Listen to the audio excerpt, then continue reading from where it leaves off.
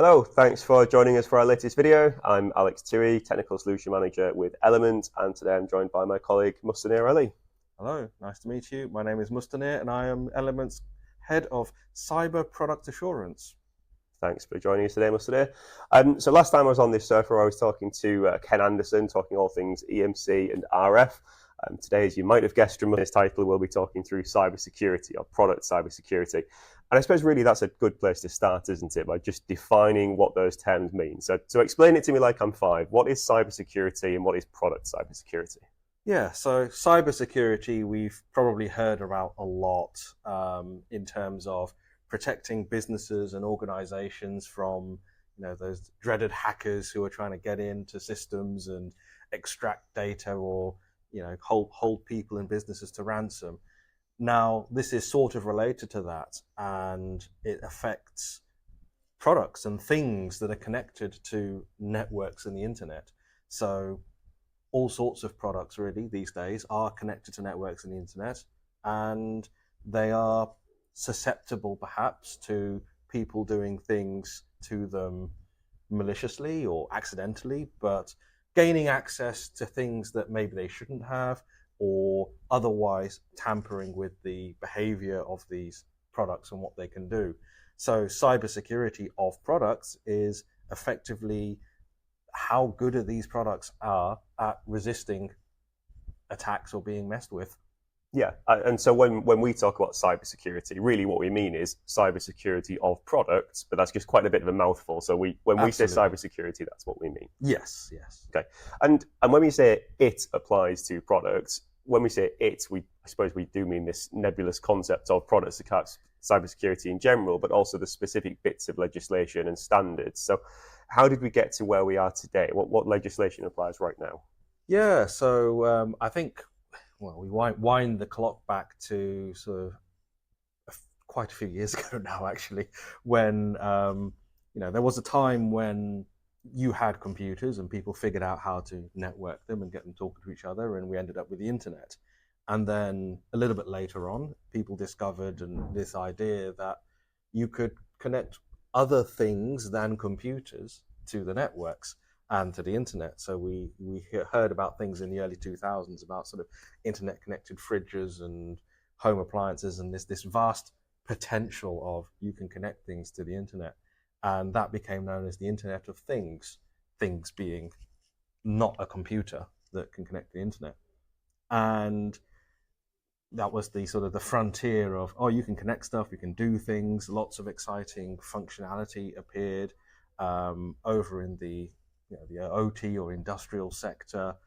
People found ways to use connectivity to sort of improve production processes, do things with sensors and monitoring, and really unlock a lot of the potential of data and sensors and remote monitoring of these things. And that was great until there was the realization that, of course, the more you connect stuff together and you enable access to systems to the internet, so it comes with risk. And that risk is that people can potentially gain access to these systems, do things to these systems that maybe they shouldn't do or shouldn't be allowed to do.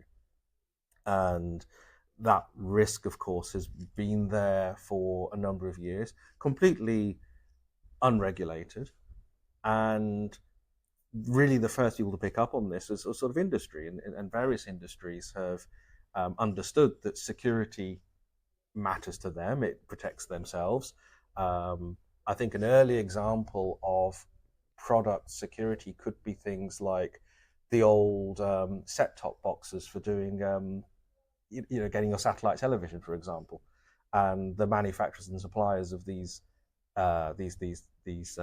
television providers, for example, were obviously worried about piracy and people without the right access gaining access to those television networks and channels, or being able to work around sort of payment for such services.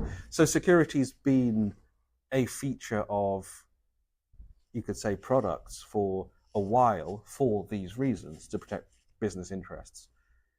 And over time, we've also learned that there are risks to consumers and users and people of these products. And especially sort of in the UK and Europe, there's a lot of concern around privacy and people's information. We put all sorts of data and information into products, and we have things like security cameras in our homes watching us and transmitting that data over the internet potentially, and people are rightly concerned about what happens to this information, where does it go, and can we make sure that only the right people are watching us.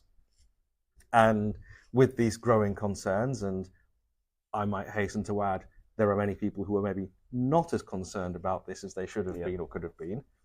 So governments have sort of looked at this and said, well, businesses are kind of dealing with this. They understand risk. They don't want to have these problems. Consumers maybe don't necessarily understand or care or prioritize their own security sometimes. And so there was this idea of legislating to protect consumers from, you could say, the risks of products sharing information and data online. And that's really set the tone for legislation around that. And the UK was actually the first one to launch a piece of legislation called the PSTI, or the Product Security Telecommunications Infrastructure Act, which is a mouthful. So we'll say PSTI from now on. But that is a piece of legislation that it combines a couple of things. But the product security piece is all about trying to protect consumers, and it lays down some quite basic rules for products, consumer products, being placed on the UK market. And those quite simple rules are there to sort of deal with the most common issues in consumer IoT products. And when we say the most common issues, I suppose the most common of those common issues is universal default passwords. Isn't it? Yeah. I mean, I think you're hopefully hearing about it less these days, but certainly a couple of years ago, it was very normal to hear about products that are supplied with the username is admin and the password is admin1 or something, and every single product is shipped with that. And it's sort of one of those principles of security, I suppose, is that sometimes the weakest link is actually the human element.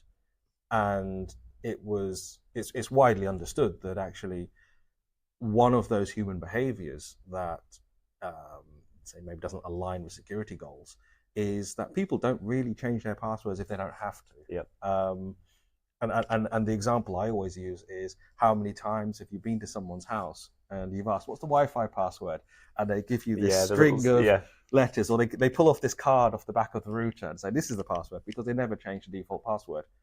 So if a product is shipped with a default password, let's say admin, and that's written on the product, then chances are that if you see that product, the password is probably admin because no one changed it. And that's the security risk. So the PSTI's sort of first thing, and so you could say the quick win, was to sort of legislate against that, to say, well, either the product is shipped with a unique password, like that random code of numbers and letters on the bottom of your router, or the user is forced to set their own password when they set up the product. And then the user generally will not set the same password as another person, assuming that they've kept up to date with sort of best practice on passwords and don't put password or something. But yes, that was the idea of the PSTI. So the PSTI legislates just for consumer products, and it's just in the UK. I suppose the other big bit of legislation that applies currently then is the Radio Equipment Directive. Of course, not quite as broad a scope though. Yeah, well, it's a sort of, if you draw the Venn diagram of scopes, it's probably similarly broad or bigger depending on who you ask, but different as well. And there's sort of an overlap between the PSTI scope and the Radio Equipment Directive cybersecurity scope, but they are definitely not the same. So the Radio Equipment Directive delegated regulation on cybersecurity. Unfortunately, there's a lot of legalese when we talk about these pieces of legislation.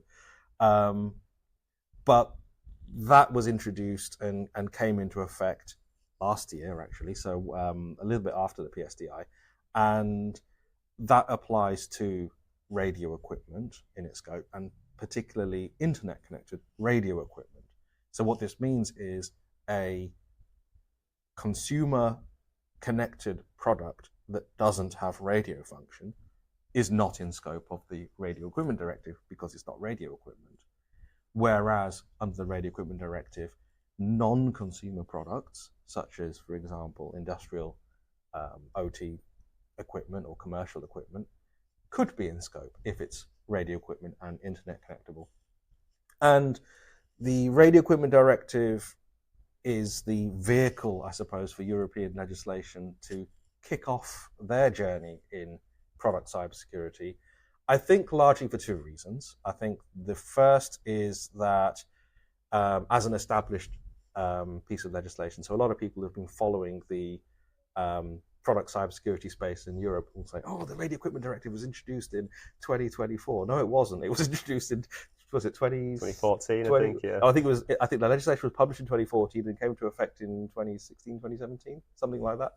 It's been around for a while, and it's sort of become this placeholder for let's add other requirements for products, such as, you know, the common charger USB-C thing that we've probably all heard about, and so radio, so cybersecurity requirements were sort of, it was an easy and obvious place to add requirements.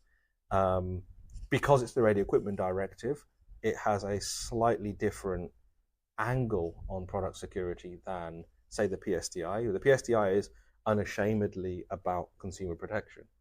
The Radio Equipment Directive primarily focuses on protection of networks from products interfering with the network. Yeah.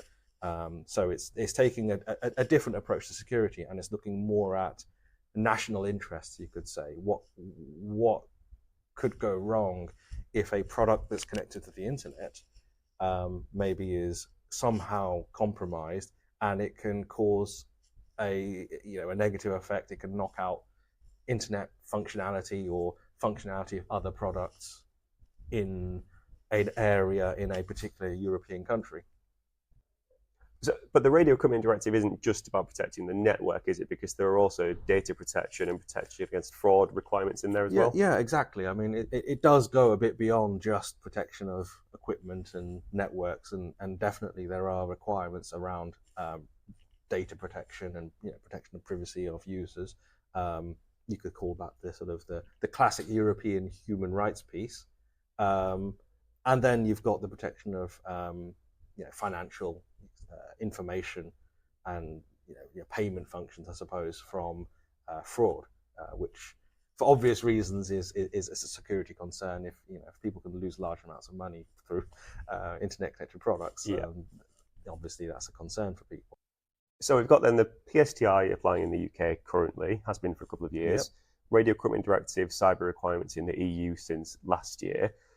What's coming next then? What is everyone looking forward to at the minute? Yeah. Well, I mean, are they looking forward to it? I'm not sure, but they're certainly looking or should be concerned about what's coming next, which is the EU's Cyber Resilience Act. And that's the, you could say, their flagship product cybersecurity legislation in Europe, that it will replace the cybersecurity part of the Radio Equipment Directive. So we're not going to have sort of overlap there. It's not going to replace the PSTI. The PSTI is a UK only thing. But yeah, the Cyber Resilience Act, or the CRA, that is the hot topic right now. It's a sort of very broad and wide-reaching piece of legislation that basically talks about products with digital elements that are foreseeably going to communicate digitally with other products or networks. That's very deliberately broad language. Basically has to implement security measures that are appropriate to the risk of that product. So nice and vague as well. Yeah, and that's one of the key areas really where the CRA differs from the Radio Equipment Directive, because the RED is quite prescriptive over thou shalt protect this, this and this, and not anything else.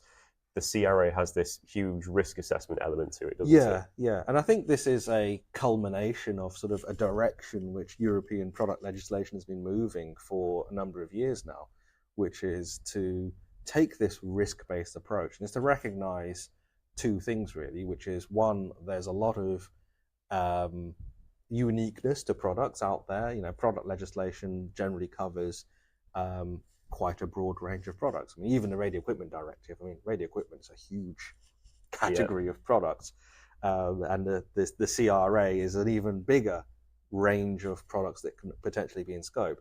So it's quite difficult to set down a distinct set of rules that are equally applicable to, you know, from a wireless mouse up to, you know, an industrial controller in a factory, let's say. So there is this need to recognize that the risks associated with different products are different, and maybe what's appropriate in terms of the controls on a given product will therefore be different. And then the second thing that this sort of takes account of is this idea that manufacturers know their products the best. Yeah. And therefore they are positioned, they actually have the responsibilities under the regulation anyway to do the stuff and comply. So it's on them to know and understand their products. They do the risk assessment because they know how they're marketing it, what they've designed the product to do. And then based on that sort of knowledge that they know their products best, they can understand the risks and apply appropriate controls. So I suppose it's not too far from the truth to say that the only real mandatory requirements under the CRAs do this risk assessment for the product, and then all of the other essential requirements at product level anyway are not optional, that's the wrong word, but can be justified, or you effectively need to select the ones that are appropriate for your product and then select the way you will meet that requirement. Yeah. So the heart of complying with the CRA is doing this risk assessment. It's the sort of the basis for which requirements comply, or rather which ones don't apply to this product, and also, well, how is that going to be addressed? How is that requirement going to be addressed? So, for example, let's take that very basic example I mentioned earlier, a wireless mouse. Now, it definitely fulfills the definition of a product with digital elements. It's a digital product. It transmits data, i.e. mouse position and movement information, wirelessly, well, although that's not really relevant to the CRA scope, but it transmits data to another piece of equipment, let's say a computer. So the wireless mouse is definitely in scope of the CRA. Now, the risk related to that product, of course, is very different to, say, some internet-connected products or other products, such that, for example, let's take the requirement for software updatability. So there is a requirement in the CRA that products should have updatable software, and users should have the choice to to postpone their over-the-air updates or whatever. Now, I think it's not too difficult a thought exercise to recognize that maybe over-the-air software updates for a wireless mouse is not too important. And if somehow a security risk was identified in that wireless mouse, maybe there are other controls than requiring to flash it with a new software. Yeah. People might say, and I know this doesn't go well with sort of sustainability goals, but you could reasonably say, well, this mouse has a security problem, best throw it away and change it for another one. It's a low-cost product. So there are alternative solutions to saying we must enable software updates, for example. Yeah, the wireless mouse is a really great example because, as you said, that communicates some data wirelessly. So yes, there is a risk that somebody could intercept that data, but is that a problem? Probably not. That will drop out of the risk assessment. But then a manufacturer who makes, say, a wireless mouse and wireless keyboard might think, well, let's treat these the same. But actually, that keyboard would be used to enter things like, credit card numbers or passwords. So the information that transmits needs a different level of protection to the mouse. Absolutely, and that's where sort of the risk assessment is important, because again, let's look at the example of, say for example, there's a requirement to protect the the confidentiality of data that is transmitted to and from the device. Now, a risk assessment and a basic understanding of the products would tell you that a mouse versus a keyboard, you could say the confidentiality of the information that's potentially being transmitted is quite different. Yeah. And therefore, the risk of, let's say, someone eavesdropping on that connection is different. So the security features you might implement in a wireless keyboard, let's say, what is the channel for communicating those keystrokes, and how is the confidentiality of that data protected, is probably going to be more critical than for that wireless mouse. Yeah. So the manufacturer of the wireless mouse may, in their risk assessment, decide, well, it's not critical data. I'm not too worried about saying this has to be encrypted with whatever grade of encryption.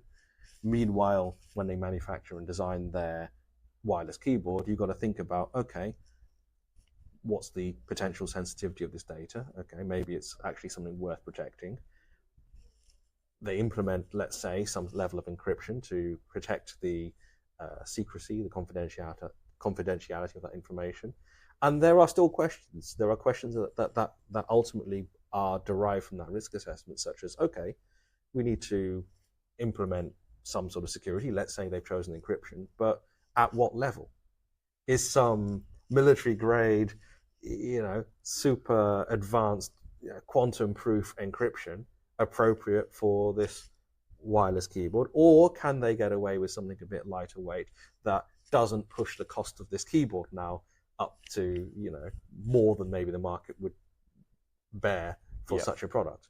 That's a decision that needs to be made. There are things that need to be balanced, and the risk assessment is there to basically justify the decisions and the design decisions around security the manufacturer takes. Yeah, so these are, the manufacturer chooses what they want to protect or what they need to protect, and then what is appropriate for them to protect it, which is very different to the RED approach of here are the things you shall protect, and here is an appropriate way to do that. Exactly. Although I'll say that even under the Radio Equipment Directive, when you really get into the nitty-gritty of it, and we look at, let's say, the standard that addresses it, so the EN 18031 for those who are familiar, it does talk about things like, okay, if you have identified, and you have to identify assets, which are the things that you want to protect.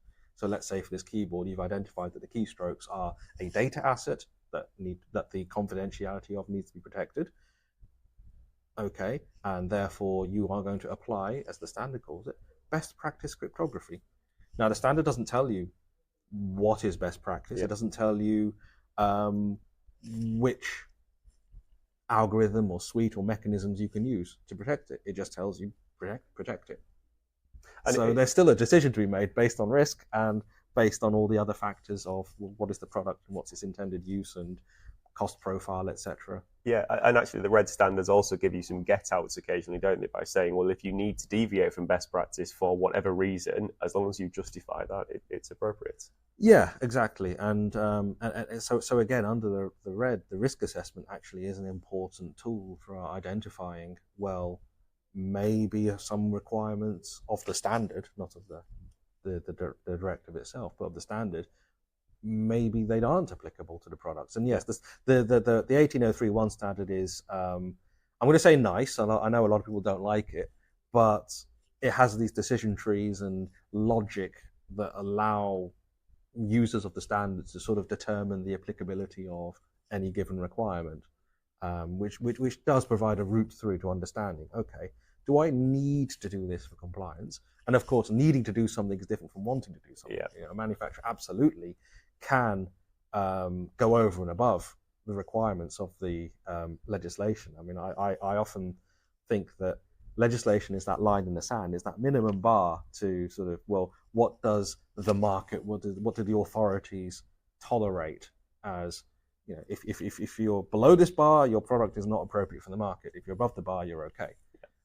But a good product could very well be well above the bar, and that wouldn't be a bad thing. Yeah, and this risk assessment process that we've been talking about isn't unique to CRA or RED. Really, it underpins a lot of the CE marking legislation. Oh, absolutely, yes. It's been around again for quite a few years. There've been a few, you could say, legal cases that have led the EU to go in this direction, and largely it's a reflection on, and I say not a criticism, but a reflection on the fact that technology and the pace of development is sometimes faster than, let's say, the development of standards.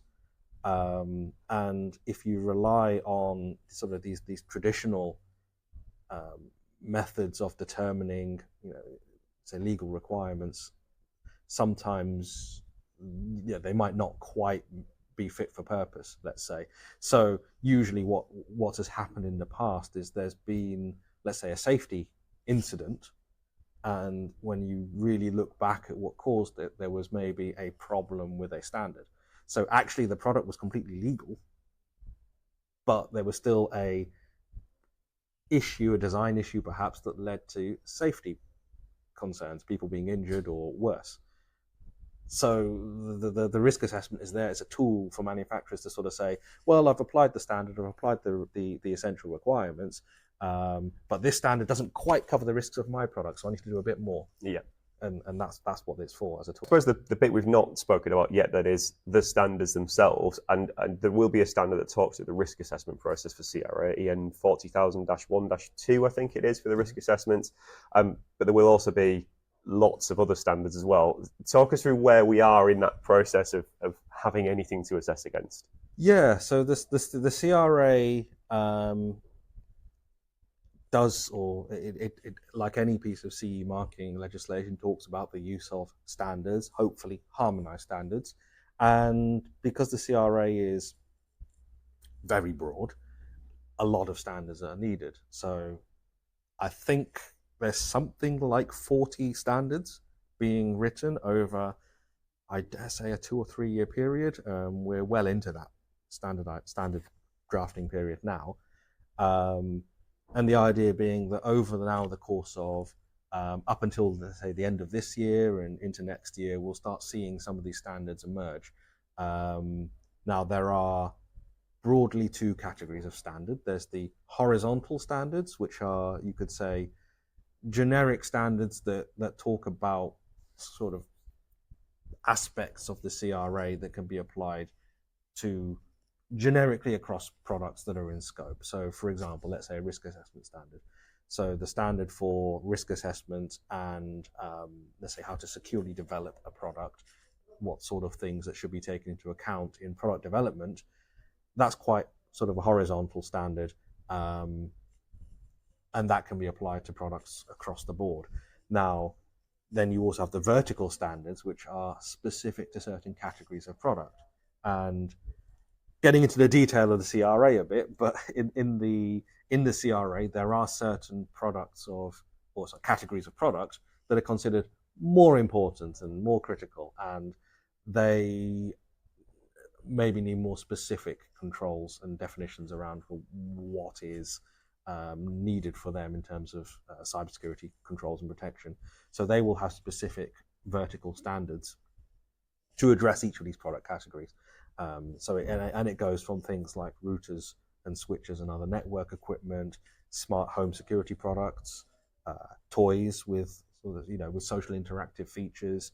They're your important products, all the way up to things like smart cards, cryptographic sort of modules, and the devices that, for example, do our payment cards and our passports. Yep. And they're more critical, and so the criticality of these products goes up, and therefore maybe the tightness of the controls that are specified increases and is more specific for those products. Yeah, so watch this space as those standards develop. We do have a few publicly available drafts at the minute, but very few.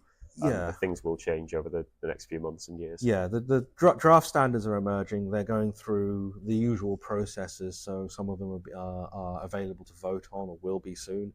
And they'll go through drafting and commenting and so forth. And yeah, we're hoping to see some pretty mature draft standards very soon, certainly in some of the horizontal areas. And by the end of the year, we'll hopefully have some published standards that will then give manufacturers really something a bit more tangible to work from. Yeah.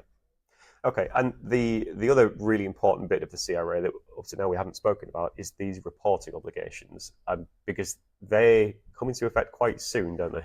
Yes, so I haven't actually mentioned the date of the CRA, sort of the deadline, as it were, but effectively the date that on everyone's minds has been the 11th of December 2027, which is when the CRA as a whole comes into effect. That's like CRA D-Day.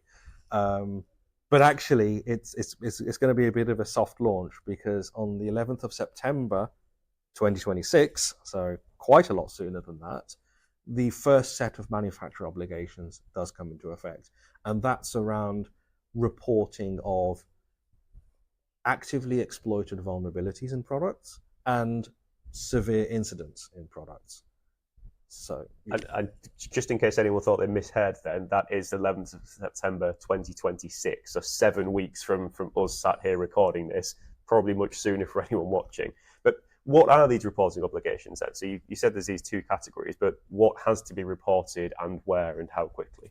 yeah, so we'll start with the what. So again, the two things that need to be reported are actively exploited vulnerabilities.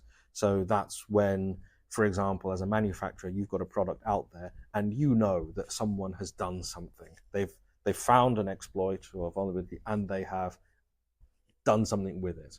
So that's sort of the type of incident that the EU and the what's called the computer security incident response teams in the EU want to know about. And I should caveat as well, actually, the purpose of these reporting obligations is to keep the EU informed of what's going on cybersecurity-wise in Europe.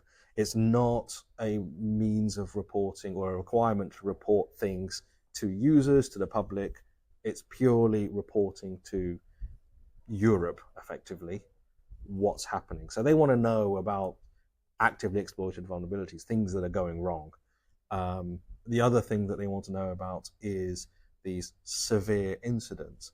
And this one's a little bit trickier to sort of pin down because nowhere in the CRA does it tell you what does severe mean. But a definition is given of a severe incident, basically meaning that something that has the possibility or can lead to the loss of confidentiality, integrity, availability of products and systems and networks, or can lead to the you could say the loading of malicious or code or software into products that can then be executed. So it's looking at, so incidents are maybe nothing's happened yet, but it really could happen, and reasonably could happen, and and then severity is maybe left to some sort of judgment from manufacturers, I'd say, but fundamentally should be based on how likely is this exploit going to be exploited. It's definitely not a requirement to report every single vulnerability you discover, because just because a vulnerability exists in a product, and I dare say most products have vulnerabilities in them, the existence of a vulnerability itself is not an incident. Yeah. And it's not severe. I suppose it almost comes back to this assessment of risk again, doesn't it? And a former colleague of ours used to always say that the risk assessment should be the first document a manufacturer opens and the last document they close when they see the product. But actually, with things like the CRA, they almost never close that risk assessment because this has requirements that apply throughout the product lifecycle. Absolutely. The risk assessment becomes like the guiding document, you could say, for the product throughout its lifecycle, really. As long as that product is being actively manufactured, being placed in the market, being supported, because the CRA also has obligations for manufacturers to actively support their products. They've got to, and tell their customers that I'm supporting this product until this time, and I will be supporting it by, let's say, providing software updates and security patches for that time. So during that period, then the risk assessment sits there and will be referred to maybe to determine the severity of an incident or when a security issue is determined. There are ongoing requirements to manage vulnerabilities that are discovered in products. There's actually requirements to sort of take measures to actively discover these vulnerabilities, whether by making it possible for third parties to report stuff or to actively carry out testing periodically to see what the security state of the product is, and then to deal with these vulnerabilities. And again, dealing with vulnerabilities involves some measure of, well, let's see what the risk is of this vulnerability against the risk assessment. The other area where the risk assessment is going to be super important is when updating the software for products. Every time a manufacturer makes a change to a product, they should be considering, well, what is the security risk here? Yeah, I'm going to add this new feature. What does that mean? I'm going to change maybe how a certain thing works. I'm going to upgrade, let's say, the protocol that I use for communicating to the internet and to the remote server.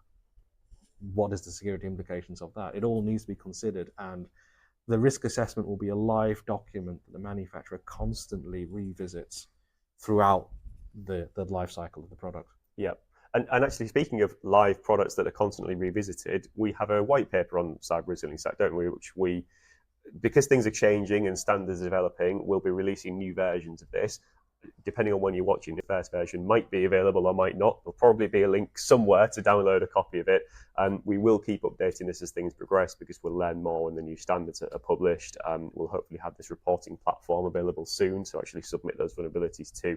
But yeah, please do get yourself a copy of that. We're saying white paper, it's more like the instruction manual to how to do CRA, isn't it? It's quite a hefty, all-encompassing beast, for lack of a better word. But I mean, I would say the CRA, of course, if anyone has looked at it and read it, is a very, very large, say, document, and it speaks to many different parties. So the CRA, like all CE marking legislation, talks about it talks to, for example, market surveillance and what will they do. It has instructions and requirements for organizations like us, the notified bodies and assessment bodies. It has instructions to sort of importers and distributors and various market operators, and instructions to the various European agencies themselves. So I hope that our white paper will sort of tease out the bits that are relevant for manufacturers, provide our interpretations, understandings, and embellishments that, but really focus on, well, which are the bits of the CRA that apply to manufacturers, rather than needing to know, the contractual requirements for notified bodies with their subsidiaries. That's probably not a matter that concerns too many manufacturers. No. Okay, so there's a lot of other things that we could be talking about as well, because we've not even had time to talk through the software implications or the remote data processing solutions that the CRA calls up requirements for. There's other geographies to think about as well. So the FCC have their cyber trust mark, which will be coming in soon in the US. So I think we will be doing a part 2 to this video at some point. Definitely. But yeah, we'll leave it there because we've given you a lot to digest, I think. So thanks to... Yeah, we could talk about CRA and all this stuff for days, I'm sure. So. I wouldn't want to, if I'm honest. But yeah, we will do a follow-up. So thanks everyone for watching. Thanks, Mustanir, for joining us. And we'll see you again soon. Bye for now.